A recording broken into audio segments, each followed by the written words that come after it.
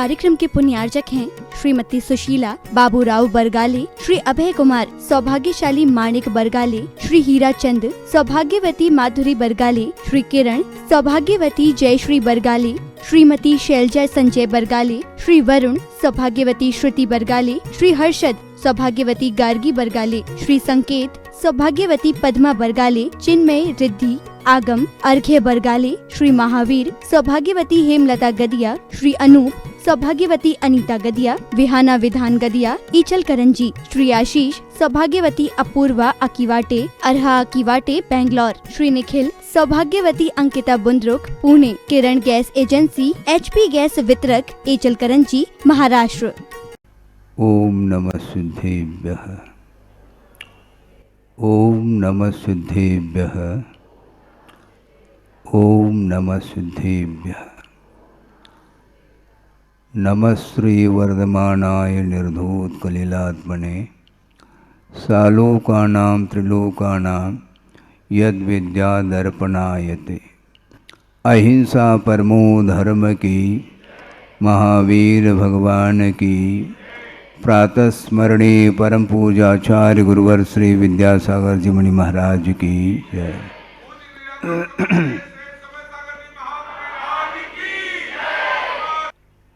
आत्मा में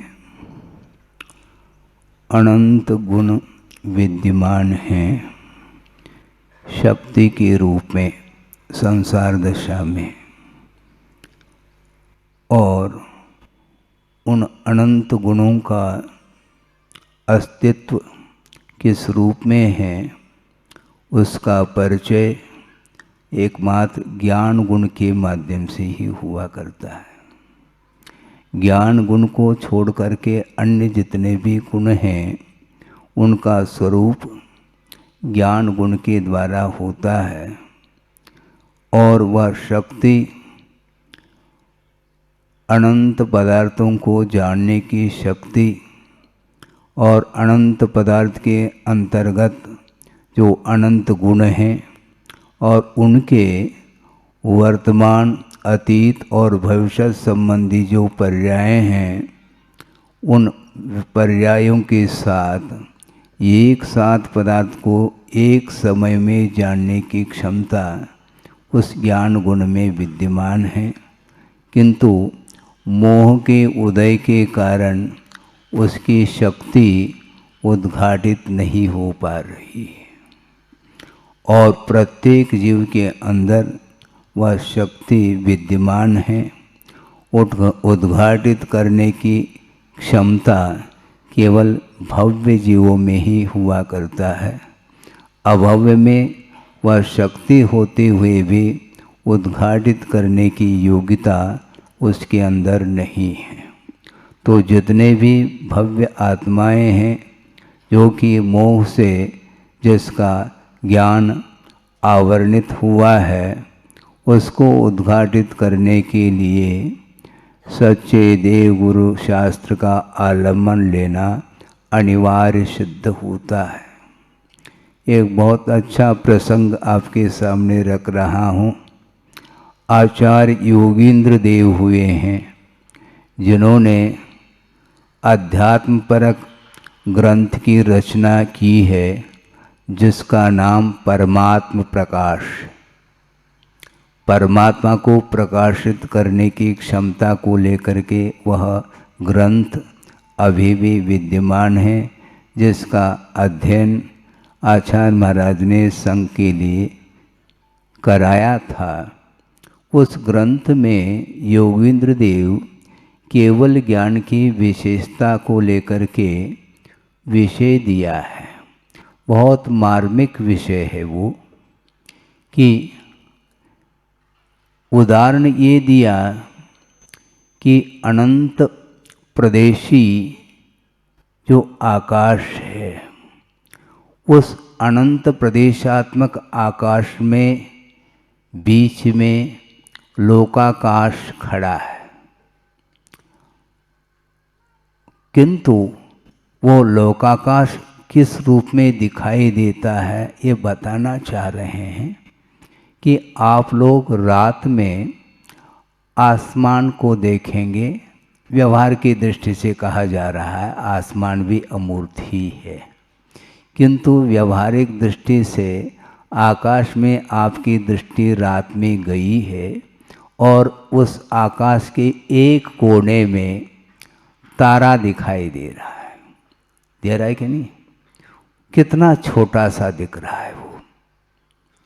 उसी प्रकार अनंत प्रदेशी इस आकाश के बीच में पूरा का पूरा 3 लोक उस तारे की भांति दिखाई देता है। और इस दृष्टांत को वहाँ घटित करना चाह रहे हैं। केवल ज्ञान रूपी आकाश में ये अनंत प्रदेशी जो आकाश है वह एक ही है, किंतु कल्पना के तौर पर उन्होंने कहने का प्रयास किया अनंत प्रदेशी जो आकाश है, इस प्रकार के अनंत भी आकाश आ जाएं, है तो एक ही है, किंतु इस अनंत प्रदेशात्मक आकाश द्रव्य अनंत भी आ जाए तो केवल ज्ञान रूपी आकाश में तारे के भांति वो दिखाई देंगे। इससे स्पष्ट है केवल ज्ञान की कितनी विशेषता होगी। केवल ज्ञान क्षय ज्ञान माना जाता है। केवल ज्ञानावरणी कर्म के क्षय से वह उत्पन्न होता है और उसके माध्यम से सारा का सारा विश्व उस केवल ज्ञान रूपी दर्पण में वह प्रतिबिंबित हो जाता है। इसके उपरांत भी केवली भगवान को किसी भी पदार्थ से उनका कोई भी उपयोग आकर्षित नहीं होता। ये विशेषता है। छोटे छोटे पदार्थों को अपने से जो भिन्न हैं उन पदार्थों को लेकर के अपना उपयोग क्षुब्ध हो जाता है और वह आकर्षित हो जाता है, विकर्षित हो जाता है। इष्टानिष्ट की कल्पना के साथ वह उस पदार्थ को जानता है, जबकि पूरा का पूरा विश्व ही केवल ज्ञान रूपी दर्पण में अवतरित हो रहा है। इसके उपरांत भी ग्रहण करने का भाव किंचित मात्र भी नहीं। सारा का सारा स्वर्ग उतर आया है उनके केवल ज्ञान में, और नरक भी उतर करके आया है। और केवली भगवान के अतीत के जितने भी अनंत पर्यायें उत्पन्न हो चुकी हैं वो सारे सारे ज्ञान के विषय बन रहे हैं, और अनागत संबंधी भी सारे सारे पर्यायें उनके ज्ञान के विषय बनते हुए भी किसी भी प्रकार से उनके उपयोग में न हर्ष का अनुभव हो रहा है, न कोई विषाद का अनुभव हो रहा है, न कोई राग का अनुभव हो रहा है, न कोई द्वेष का अनुभव हो रहा है। इसको बोलते हैं वीत राग विज्ञान।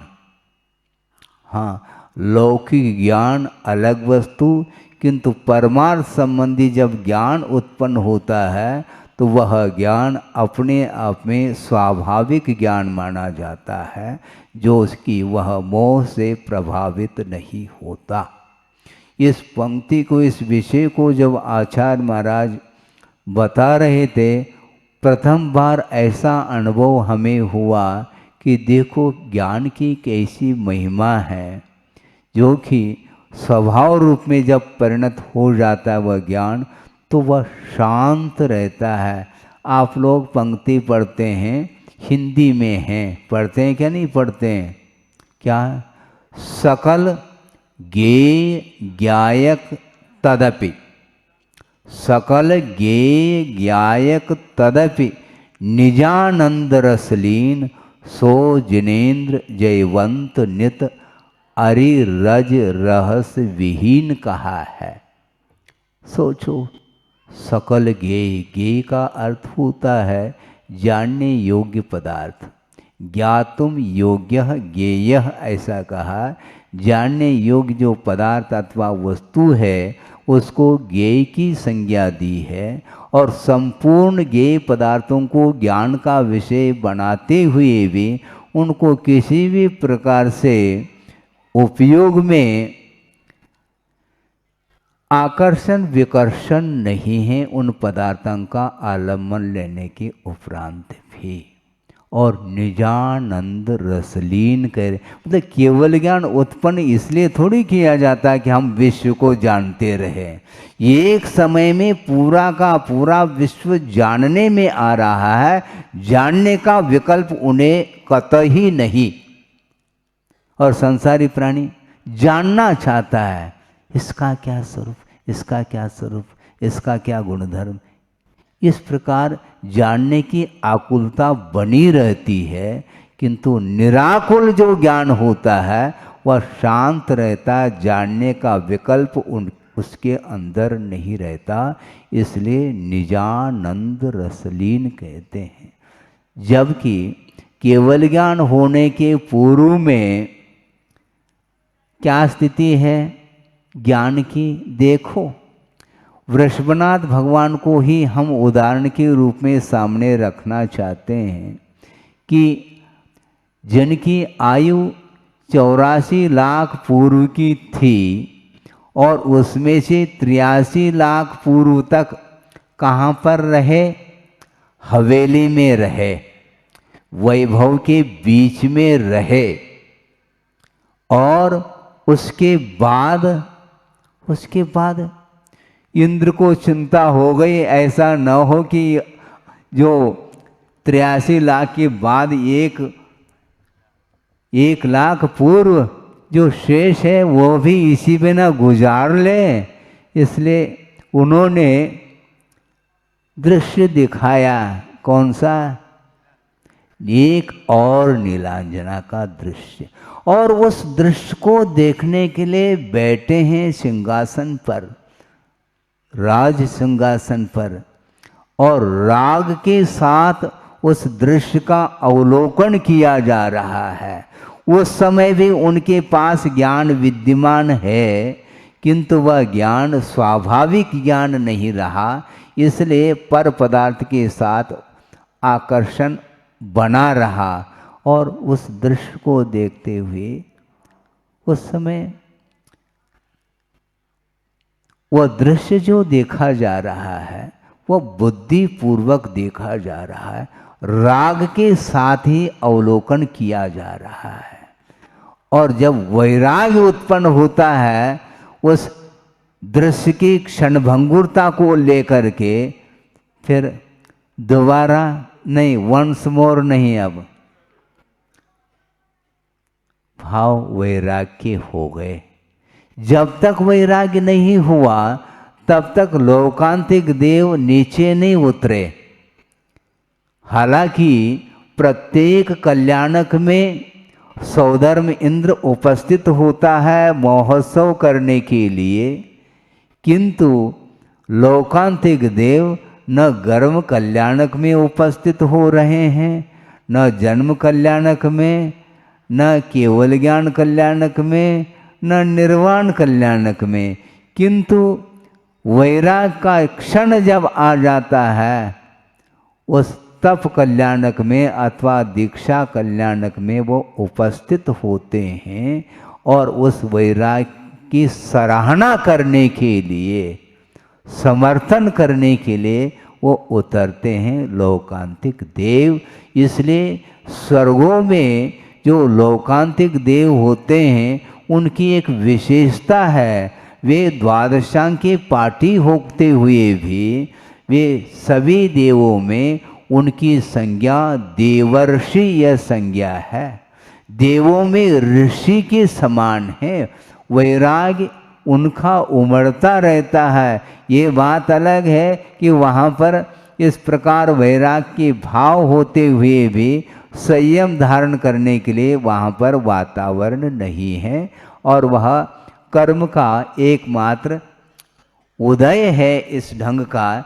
इसलिए वहाँ पर जितना भी उनका काल है, कितना काल है, 8 सागर, लोकांतिका नाम अष्टौ सागरोपमानी सर्वेशाम, सर्वेशाम लौकांतिका नाम अष्टो सागरोपमानी।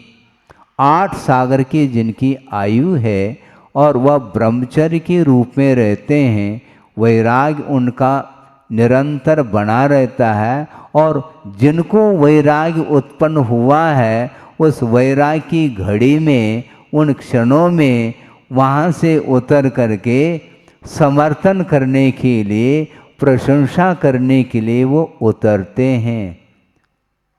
अब देखो, जिस समय नीलांजना का दृश्य देख रहे हैं, प्रभु नहीं व्यवहार से कहने में आता है, वो कुमार हैं उस समय, सागर भी नहीं बने, वृषभ कुमार हैं। वृषभ सागर जब बन गए या बनने जा रहे हैं, उस समय समर्थन करने के लिए वो आते हैं। इससे स्पष्ट है लोकांतिक देव यद्यपि असंयमी हैं, इसके उपरांत भी संयम का समर्थन करने के लिए यहाँ पर इस धरती पर उतर करके आते हैं। तो वैराग्य के अभाव में ज्ञान का कोई मूल्य नहीं है, इसलिए वह ज्ञान छोटे छोटे पदार्थों से वह आकर्षित होता चला जाता है। इससे स्पष्ट है जब तक संसारी प्राणी का ज्ञान मोह से प्रभावित रहता है, तब तक वस्तु तत्व का बोध उसे नहीं होता। सम्यक ज्ञान अलग वस्तु और वैराग्य के साथ संबंध रखने वाला से जो सम्यक ज्ञान है वह अलग ही क्वालिटी का होता है। सम्यक ज्ञान किसको बोलते हैं? जिसके पास सम्यक दर्शन है, वस्तु तत्व के प्रति श्रद्धान हो चुका है, इतना ही है वहाँ पर। किंतु चारित्र के अभाव में जो ज्ञान की परिणति है वह मात्र आस्था तक सीमित रहती है।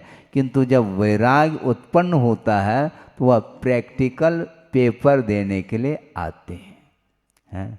वैराग्य ये थ्योरेटिकल नहीं है, प्रयोगात्मक धर्म इसी को बोलते हैं।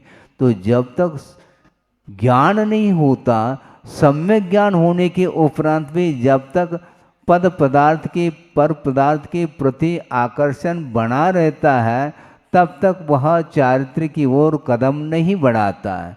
किंतु जब वैराग्य हो जाता है तो सारा का सारा संसार असार नजर आता है। उसके पहले तो सब सार के रूप में नजर आता था। इससे स्पष्ट है कैसी क्षमता है संसारी प्राणी के भीतर भी केवल ज्ञान को प्रकट करने की शक्ति विद्यमान होने के उपरांत भी एक ऐसी अद्भुत अपूर्व शक्ति है जिस शक्ति ने केवल ज्ञान को तिरोहित कर रखा है। वो कौन है? वो कर्म है, मोहनी कर्म। आठों कर्म में वह मोह राजा माना जाता है, और उस मोहनी कर्म के ऊपर कुठाराघात किए बिना केवल ज्ञान कभी भी प्रकट नहीं हो सकता। इसलिए आपको क्या प्रकट करना है? बोलो। है केवल यानी मात्र, और कुछ नहीं। केवल ज्ञान वह असहायी ज्ञान माना जाता है। किसी भी अन्य साधनों का आलम्बन ले बिना एक साथ समस्त पदार्थों को जानने की क्षमता उसके अंदर है। तज्जयति परम ज्योति समम समस्तैरनंत पर्यायैः दर्पण तल इव सकला प्रतिफलति पदार्थ मालिका यत्र।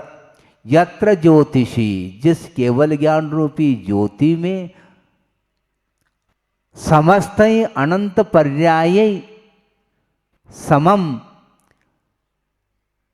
सकला पदार्थ मालिका प्रतिफलति, संपूर्ण पदार्थ की मालिका यानी पूरा का पूरा पदार्थ का समूह उसमें प्रतिफलित अर्थात प्रतिबिंबित हो रहा है, वह केवल ज्ञान रूपी जयवंत रहे। इस प्रकार अमृतचंद सूर्य ने पुरुषाशुद्धि उपाय में मंगलाचरण करते हुए इस पंक्ति को रखा है।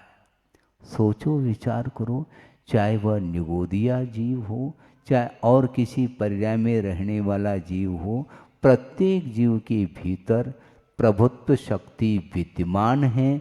किंतु उस शक्ति को प्रकट करना तो चाहता है संसारी प्राणी, किंतु अद्भुत एक अपूर्व शक्ति है मोह संबंधी, जिसके कारण वह केवल ज्ञान दबा हुआ है, उद्घाटित नहीं हो रहा है।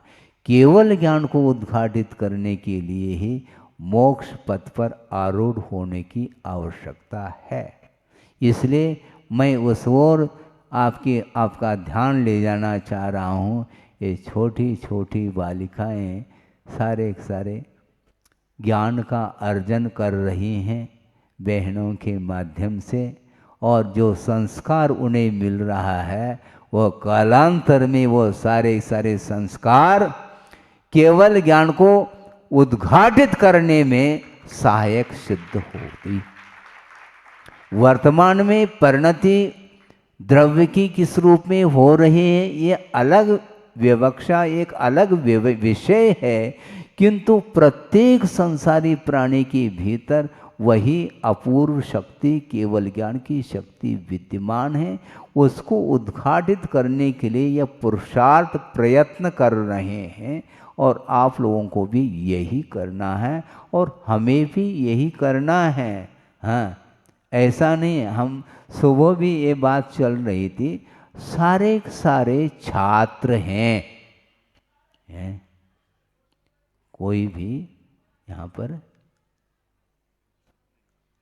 कोई भी प्रोफेसर, शिक्षक, प्राचार्य आदि जो भी आप बोलते हैं वो कोई भी नहीं है। गुरुदेव ने ये कहा था कि जब तक गुणस्थानगत परिणति है तब तक वह छात्र की अवस्था मानी जाती है, और गुणस्थानातीत अवस्था जब आ जाती है वह सिद्ध अवस्था, जो कि वह शिक्षक माने जाते हैं।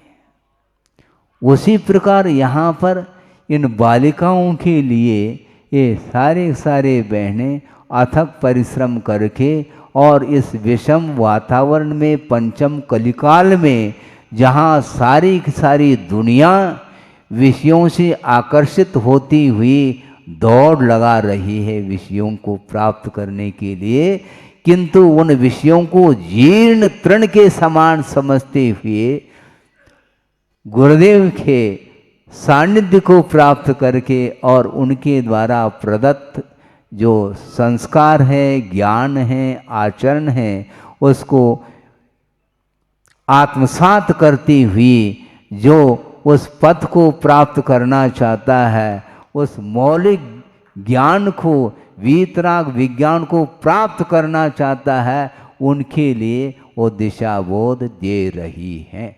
और उनके लिए दिशाबोध गुरुदेव ने दे दिया है, पर्याप्त मात्रा में दिया है। अब और अन्यों के द्वारा उनके लिए दिशाबोध देने की कोई आवश्यकता नहीं, ऐसा मेरा मन कह रहा है। पर्याप्त, क्योंकि कर्तव्य पथ पर जो आरूढ़ हुए हैं उनको अब कर्तव्य की शिक्षा देने की कोई आवश्यकता नहीं, किंतु कर्तव्य की शिक्षा जो लेना चाहता है तो उनके पास चले जाएं और शिक्षा प्राप्त कर लें। लौकिक क्षेत्र में आप लोग रहते हैं, आपका परिवार है, परिवार के साथ आपका संबंध है, सामाजिक भी संबंध है, देश के साथ भी आप अपना संबंध रखते हैं। इसलिए जहाँ कहीं भी आप रहो कोई बाधा नहीं, किंतु लक्ष्य तो यही होना चाहिए, कर्मों को काट करके उस अविनश्वर तत्व को प्राप्त करने का उद्देश्य प्रत्येक प्राणी का होना चाहिए। इसलिए आप लोगों के लिए जो गुरुदेव ने दायित्व दिया है उसका निर्वाह आप लोग निरंतर करते रहे, कर्तव्य की दृष्टि से, परम कर्तव्य की दृष्टि से। इसलिए कह रहा हूँ कि जिस प्रकार आप लोग परिवार का पालन पोषण करते हैं कर्तव्य के साथ, उससे भी ज़्यादा दायित्व मान करके गुरुदेव ने आप लोगों के कंधों पर जो भार दिया है, समाज में रह करके समाज के विकास के लिए, वो तन मन धन से हृदय के साथ उसको पूर्ण करने का प्रयास करना चाहिए। और बहनों के लिए जो भी गुरुदेव का मार्गदर्शन है उस मार्ग पर वो आरूढ़ हैं, और आप लोगों को भी उनके द्वारा प्रदत्त जो पथ हैं उसको उस पर चलते हुए जो भी कार्य करना है बिल्कुल निष्ठा के साथ तन्मयता के साथ करना चाहिए। सबके अलग अलग कर्तव्य हैं, कार्य हैं, क्योंकि कर्तव्य भी उसी को बोलते हैं। कर्तव्य किसको बोलते हैं?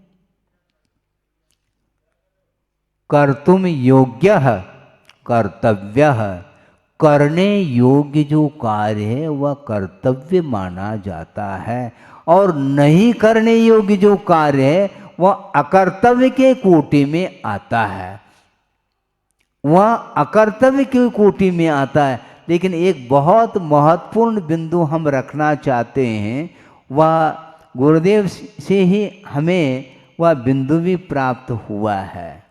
वह ये है कि अकर्तव्य किसको बोलते हैं? जो नहीं करने योग्य कार्य अकर्तव्य की कोटि में आता है, भले ही वह अच्छा भी कार्य क्यों ना हो। आपको विकल्प आ सकता है, महाराज अच्छा कार्य तो कर्तव्य की कोटि में आना चाहिए, जो नहीं करने योग्य कार्य वह अकर्तव्य की कोटि में जाता है। ऐसा नहीं, इसकी विराटता, इसकी गहराई बहुत है। करने योग्य कार्य होते हुए भी यदि उस कार्य के लिए गुरुदेव का आदेश नहीं है तो वह भी अकर्तव्य के कोटि में आता है। इसी को समझ रहे हैं आप? करने योग्य कार्य होते हुए भी गुरुदेव का यदि आदेश नहीं है, संकेत नहीं है, आशीर्वाद नहीं है, तो उस कार्य को हम नहीं कर पाएंगे। इसको बोलते हैं आउट ऑफ कोर्स। समझ में आ रहा है? हाँ, इसको आउट ऑफ कोर्स। सबके लिए कार्य निर्धारित करके वो आप लोगों के बीच में जब रहे, सबके लिए यथा योग्य कर्तव्य का बोध उन्होंने दिया है। अपना अपना जो कर्तव्य है वही करते चले जाएं, एक दूसरे के कार्य में इंटरफियर ना करे। समझ में आ रहा है क्या नहीं? हाँ, यही बात है।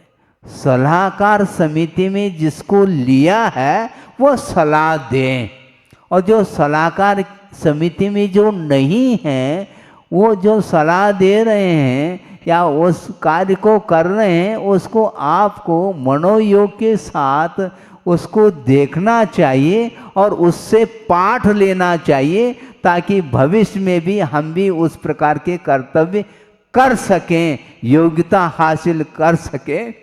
इस प्रकार का भाव अंदर रहना चाहिए। गुरुदेव की दृष्टि तो देखो, आउट ऑफ कोर्स किसको बोलते हैं? कर्तव्य के क्षेत्र में भी आउट ऑफ कोर्स आ सकता है। हाँ, ये विभाजित है सुव्यवस्थित रूप से। जैसे समझने के लिए हम ये शिक्षिकाएं बैठी, बहनें बैठी, उन्हीं के सामने ये भाव रखना चाहता हूँ कि जो टीचर्स हैं सबके लिए अलग अलग सब्जेक्ट दिए गए हैं, है क्या नहीं? जो गणित का सब्जेक्ट किसी का है, किसी का साइंस का है, किसी का आर्ट का है, आदि आदि विभिन्न प्रकार के विषय हैं। तो उन विषयों में जो पारंगत हैं वो उसी विषय का अध्ययन कराएंगे, पढ़ाएंगे। अन्य विषय संबंधी उनका कोई भी उसमें थोड़ा बहुत ज्ञान रखना अलग वस्तु, किंतु उसमें स्पेशलाइजेशन जिसको आप लोग बोलते हैं, पारंगत हैं, विशेषज्ञ हैं, वो उसी विषय को वो देखेंगे। अन्य विषय संबंधी उनका कोई भी उसमें विषय नहीं रहता। इस प्रकार करने से सुव्यवस्थित ढंग से कार्य होता है। बहुत बड़े से बड़े कार्य भी आसानी के साथ किया जा सकता है, किंतु गुरुदेव ने जो दिया, जो व्यवस्था उन्होंने दी है, उसी व्यवस्था के अनुरूप आप लोगों को भी चलना है और मुझे भी चलना है। ऐसा नहीं कि केवल आपके लिए कहा जा रहा है, मैं नहीं कह रहा हूँ, आपको वो कह करके ही सब कुछ व्यवस्थित करके ही अभी भी विद्यमान है हम लोगों के बीच में, गए नहीं। हाँ, व्यवस्थित किया है और व्यवस्थित काम चल रहा है क्या नहीं चल रहा है वो देख रहे हैं। हाँ, क्योंकि लोक के बाहर नहीं है, वो ही ध्यान रखो, इस लोक के बीच में है। अनंतानंत सिद्ध परमेष्टि भी लोकाकाश के बाहर नहीं, लोक के अग्रभाग पर है। उसी प्रकार लोक के बीच में गुरुदेव विराजमान हैं और जहाँ पर भी वो हैं वो आपको देख रहे हैं, आप सुव्यवस्थित ढंग से चल रहे हैं क्या नहीं चल रहे हैं। यदि नहीं चल रहे हैं तो वो वहीं से आपको अलर्ट करेंगे, इस ढंग से चलो, इस ढंग से चलो। भले ही कहने वाले व्यवहार से कोई भी कह सकते हैं, ये अलग वस्तु, किंतु हम अपने तरफ से नहीं कहेंगे, उन्होंने जो कहा है उसी को हम रिपीट करते चले जाएंगे और आपको डिलीट नहीं करना है। हाँ। उन्होंने जो भी कहा है उसको मैं पुनरावृत्ति करता चला जाऊंगा, इसी को अनुप्रेक्षा बोलते हैं। मुहुर्मुहुर् चिंतनम पुनर्चिंतनम वा इति अनुप्रेक्षा। इसलिए अध्ययन करो आगम का आधार लेकर के और बार बार उसको रिवाइज करते हुए चिंतन मनन करते रहेंगे तो उन सूत्रों में जो गहराई है वो आत्मसात हो पाएगा और उसके माध्यम से स्वयं का भी हम कल्याण कर पाएंगे। और जो करना चाहता है, समर्पण भाव को लेकर के आया है, उसके लिए भी आप गाइड कर सकते हैं और करना चाहिए। ये इस वक्तव्य का सार है। अहिंसा परमो धर्म की जय। ओम नमः सिद्धेभ्यः, ओम नमः सिद्धेभ्यः, ओम नमः सिद्धेभ्यः। मंगलम भगवान वीरो, मंगलम गौतमो गणे, मंगलम कुंदकुंदाद्यो जैन धर्मोस्तु मंगलम।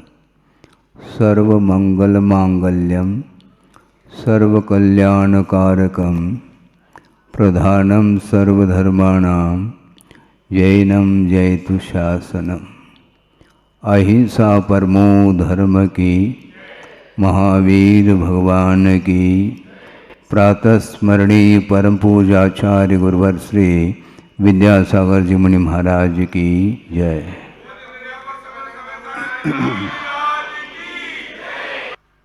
शिशु का जन्म होता है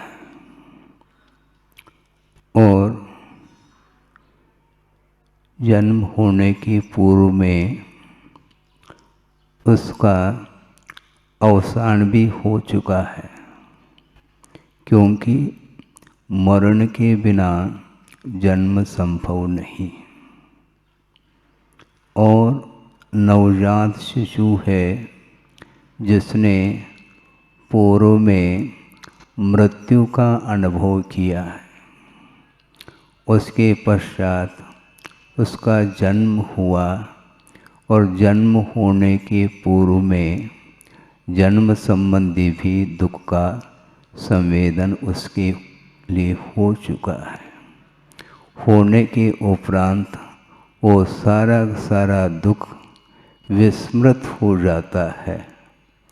इसलिए क्योंकि संवेदन वर्तमान का होता है और अतीत की स्मृति संभव है, किंतु अतीत का संवेदन नहीं हो सकता। संवेदन हमेशा स्व का होता है और वर्तमान का होता है।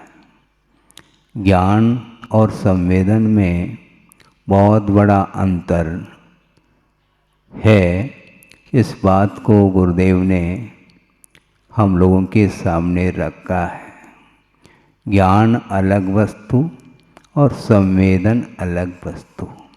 जैसे आपने कल भोजन में क्या लिया था उसकी स्मृति है आपको, किंतु संवेदन स्वाद आपको वर्तमान में नहीं आ रहा है। इसलिए बार बार आगमकारों का ये कहना है कि स्वसंवेदन वर्तमान का होता है, उस ओर यदि हमारी दृष्टि, हमारा यदि उपयोग नहीं जाएगा तो निश्चित रूप से अतीत की ओर दृष्टि जाएगी और अनागत की आकांक्षा होती है। इसलिए कुंद कुंद स्वामी ने एक गाथा दी है, उसका अनुवाद गुरुदेव ने किया है। उसको आपके सामने रखते हुए इस विषय के ऊपर चिंतन मनन किया जा सकता है। ना भूत की स्मृति, आप ध्यान दें, ना भूत की स्मृति, अनागत की अपेक्षा, भोगोपभोग मिलने पर भी उपेक्षा, ज्ञानी जिन्हें विषय तो विशदीकते हैं, वैराग्य पाठ उनसे हम सीखते हैं।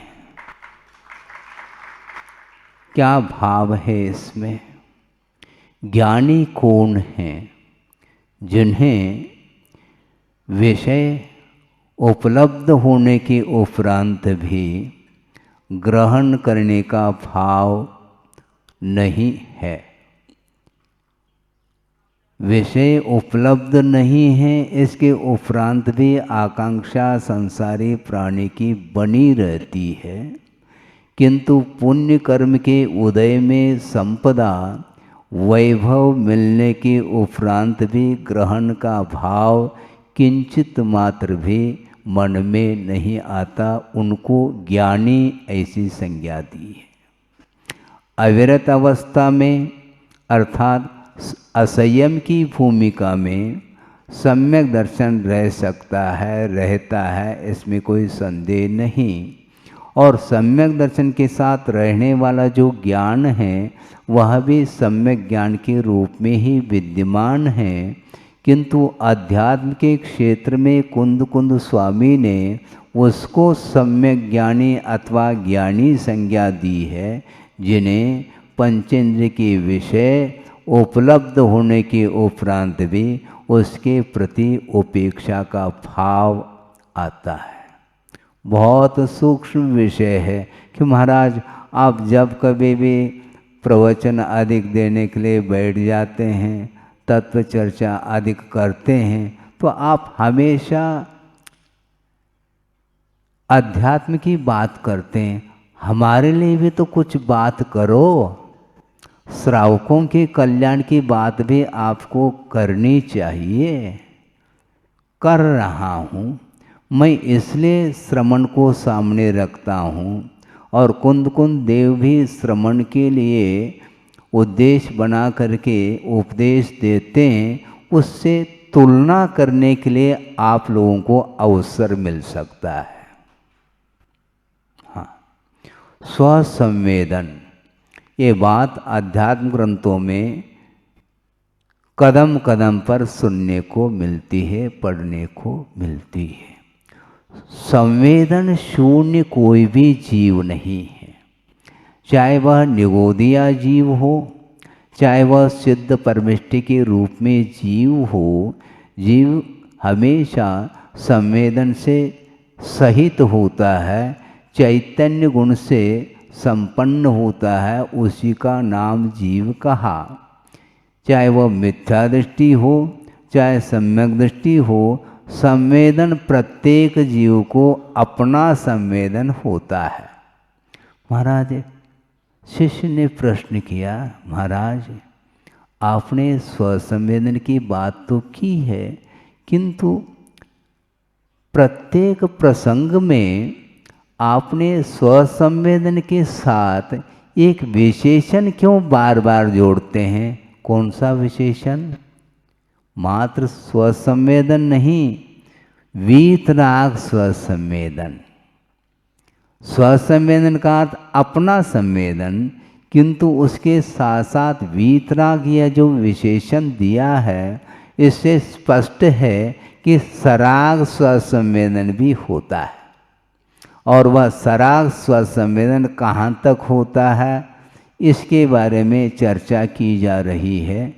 भले ही आपके लिए यह विषय कठिन हो सकता है, शब्दों के सरल शब्दों के माध्यम से इस विषय को इसलिए रखना अपेक्षित है क्योंकि जो स्वाध्यायशील भी हैं उनके लिए भी यह विषय गुरुदेव के द्वारा ही दिया जा रहा है, और गुरुदेव आपके लिए भी इस विषय को रख रहे हैं और हमारे लिए भी विषय रख रहे हैं।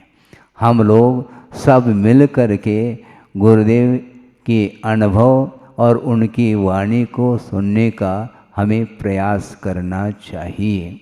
तो स्वसंवेदन, वह सराग स्वसंवेदन भी होता है और वीतराग स्वसंवेदन भी होता है। तो कुंद कुंद देव ने वीतराग स्वसंवेदन की बात कही है, वह किसको होता है? ज्ञानी को होता है। तो ज्ञानी की परिभाषा क्या है? सम्यक दर्शन के साथ ज्ञान समीचीन रूप में परिणमन करता है, इसके बावजूद भी जब तक राग की भूमिका में रहता है जीव, तब तक उसको वीतरागता का संवेदन संभव नहीं है। इसलिए राग की भूमिका सम्यक दर्शन के साथ भी बनी रहती है। और वो कहाँ तक बनी रहती है? आप घबराओ नहीं, आप लोगों के लाइन में श्रवण भी आ सकते हैं। जल्दी नहीं करो। ये कैसी बात महाराज?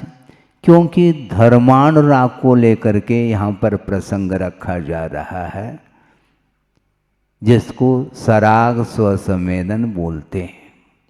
और सम्यक दर्शन उत्पन्न होने के उपरांत असंयम अवस्था में भी सराग स्वसंवेदन है, और अनुव्रत दशा में भी सराग स्वसंवेदन है, और श्रवण की भूमिका में भी जब तक ध्यान अवस्था नहीं रहती तब तक वो सराग स्वसंवेदन के अधिकारी है, ऐसा कुंद कुंदेव का कहना है। वीतराग स्वसंवेदन उनको भी नहीं हो सकता, उनको भी धर्माण राग का ही संवेदन है। और धर्माण राग जब बढ़ता चला जाता है, वही वीतराग स्वसंवेदन के रूप में ढल जाता है। इसलिए हमें और कुछ भी नहीं करना, केवल पंच परमेष्टि की आराधना, उनकी भक्ति करते हुए भी हमारा जीवन का यदि अवसान होता है तो निश्चित रूप से हमें मुक्ति मिलेगी।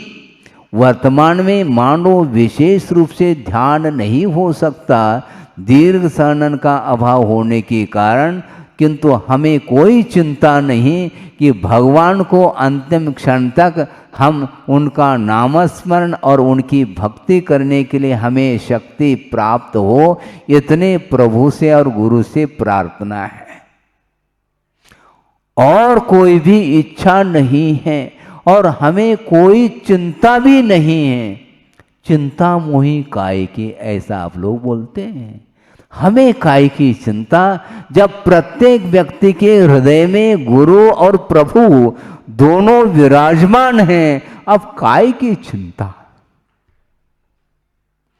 कोई चिंता नहीं। भले हमें देर लग जाए, कोई भी बाधा नहीं, किंतु निश्चित रूप से मुक्ति मिलेगी, ये विश्वास है। कोई एक्सप्रेस गाड़ी है, आप जल्दी पहुंच जाते हैं, और पैसेंजर है तो उसमें समय लग सकता है। हमें चिंता नहीं इसकी, बल्कि गुरुदेव का बार बार कहना है, उनकी लघुता तो देखो। मैं भगवान से प्रार्थना करता हूँ इस प्रकार गुरुदेव कह रहे हैं कि मैं भगवान से प्रार्थना करता हूं हमसे आपको मुक्ति पहले मिले। हाँ। इस प्रकार की भावना जिसके अंदर है उनको तो मुक्ति नेट है। पहले और दूसरे से क्या मतलब है। बहुत अच्छा प्रसंग याद आ गया आपके पुण्य के उदय से। मैं क्षुल्लक अवस्था में था और आचार्य महाराज का चातुर्मास वर्षा योग सन 76 में कुंडलपुर सिद्ध क्षेत्र में संपन्न हुआ। उसके पश्चात कुंडलपुर के निकटवर्ती एक छोटा सा ग्राम है पटेरा ग्राम, आप जानते होंगे। वहाँ पर आए और वहाँ पर 2 महीने तक शीतकाल उन्होंने व्यतीत किया। और एक बार इस प्रकार का प्रसंग निकला और उनके मुख से सुना, अभी भी वो शब्द मुझे स्मरण में है। किसी सज्जन ने पूछा कि महाराज मोक्ष के लिए क्या करना चाहिए, क्योंकि मोक्ष प्राप्त करने की इच्छा प्रत्येक जीव के अंदर है।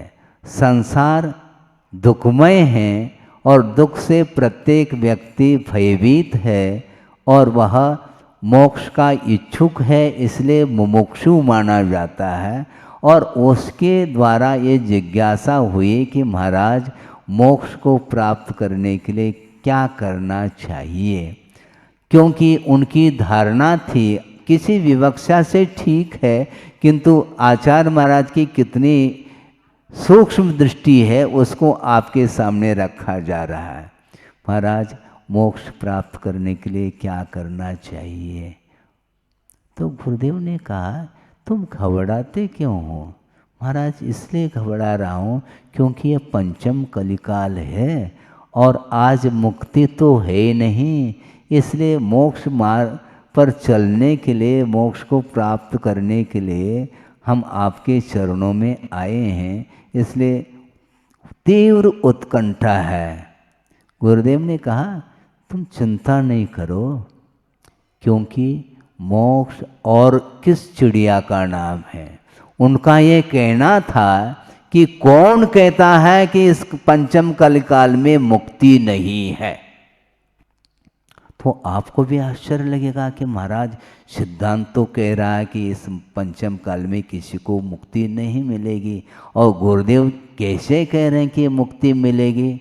उनका ये कहना रहा कि देखो मोक्ष किसको बोलते, निराकुल भाव का नाम मुक्ति मोक्ष है। और जितने अंश में जिसके जीवन में निराकुल भाव आ रहा है उतने अंश में वह मुक्ति का अनुभव कर रहा है, क्योंकि बंधन का अभाव सो मुक्ति है। और बंधन के लिए कारण मोहनी कर्म है। और मान लो जिसने सम्यक दर्शन को प्राप्त कर लिया तो उसने अनंतान बंदी का अभाव कर लिया, तो अनंतान बंदी के साथ जो बंधन का अनुभव हो रहा था वह बंधन समाप्त हो गया, इसी का नाम मुक्ति है। अब अनंतान बंदी कषाय का अभाव हो गया। अनंतान बंदी का अर्थ है जिस कषाय के उदय में अनंत आशा जागृत होती है पर पदार्थ को भोगने की, और उसको जिसने समाप्त कर लिया तो अनंतात्मक जो बंधन था, अनंतान बंदी के साथ जो बंधन का अनुभव करता था यह जीव, वह बंधन समाप्त हो गया, इसी का नाम मुक्ति है। इसलिए निराकुल भाव को प्राप्त करने के लिए निरंतर आपको भी पुरुषार्थ करना है और हमें भी पुरुषार्थ करना है। ये आकुलता ही संसार के लिए कारण है, और मुक्ति में आकुलता बिन कहिए ऐसा छड़लाकार कह रहे हैं। इसलिए निराकुल भाव के साथ आपका जीवन व्यतीत होगा तो निश्चित रूप से आपकी उन्नति प्रतिपल होती चली जाएगी। साक्षात जो मोक्ष का अनुभव होगा वह बाद में होगा, किंतु जितनी मात्रा में कर्मों की निर्जरा हम कर रहे हैं और धर्मानुराग के माध्यम से कर्मों की निर्जरा, पाप कर्म की निर्जरा हो रही है, तो हमें किसी बात की कोई चिंता करने की आवश्यकता नहीं। किंतु इतना सावधानी की आवश्यकता है कि हम निर्जरा करते करते कभी भी पूर्व के संस्कार के कारण पुनः विषयानुराग जागृत हो सकता है। अपने को अलर्ट हो करके निरंतर धर्मानुराग के साथ जीवन को व्यतीत करना चाहिए। और जिसके भीतर इस प्रकार की क्षमता नहीं है, उसके लिए भी मोटिवेट, प्रोत्साहित करते हुए उसको आगे बढ़ाना चाहिए।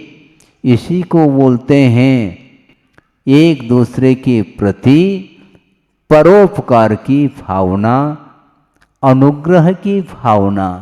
हमें किसी के साथ आग्रह नहीं करना, किंतु भगवान का अथवा गुरु का यह कहना है, किसी से भी आग्रह नहीं करना, अनुग्रह करते रहो। क्या कहा? आग्रह नहीं करना, किंतु निरंतर दूसरे के प्रति अनुग्रह का भाव रखना चाहिए। इसी का नाम दान है, ऐसा कहा। अनुग्रहार्थम स्वस्य अतिसर्गः दानम कहा। दूसरे के प्रति उपकार का भाव, अनुकंपा का भाव, मैत्री भाव, कारुण्य भाव आदि रखते हुए दूसरे के जीवन को भी उन्नति के लिए आप सहयोग करना चाहिए। इसी का नाम अहिंसा और दया है। इस प्रकार भीतर के भाव यदि जागृत होंगे तो आपके अंदर कितने विशेष निर्मल भाव होंगे जिसका हम अनुमान नहीं कर सकते हैं।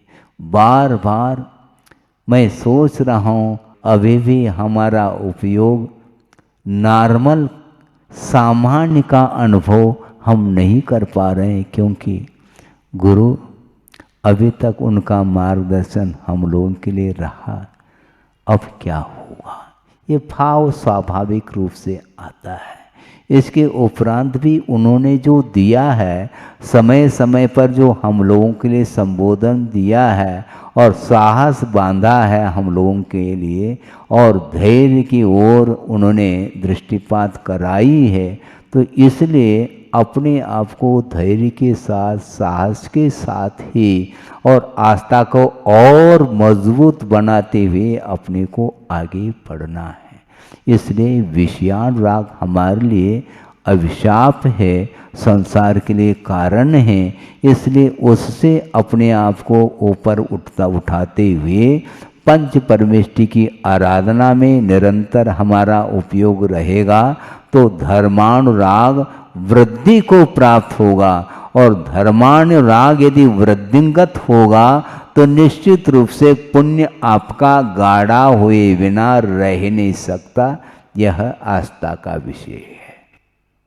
इसलिए आपका समय हो रहा है, 2-4 दिन से इन्हीं बातों पर चिंतन मनन करके रखने का प्रयास किया जा रहा है, क्योंकि आगम के प्रत्येक पृष्ठ आप पढ़ेंगे तो वहाँ पर संसार का क्या स्वरूप है, मोक्ष का क्या स्वरूप है, कर्म सिद्धांत क्या है, पाप और पुण्य में क्या अंतर है, पुण्य के कितने भेद होते हैं, आदि आदि सर्वांगीण वर्णन मिलता है। इसलिए स्वाध्याय आदि अपने क्षमता के अनुरूप करके विषयानुराग को बिल्कुल स्वप्न में भी नहीं लाओ मन में। महाराज हम तो गृहस्थ ठहरे, हमारे साथ परिवार हैं, हम हैं, हमारी भूमिका नहीं, आपकी भूमिका है, ये अलग वस्तु। किंतु आचार्यों का ये कहना है कि विषय का सेवन करते हुए भी उसकी मात्रा को ख्याल में रखना।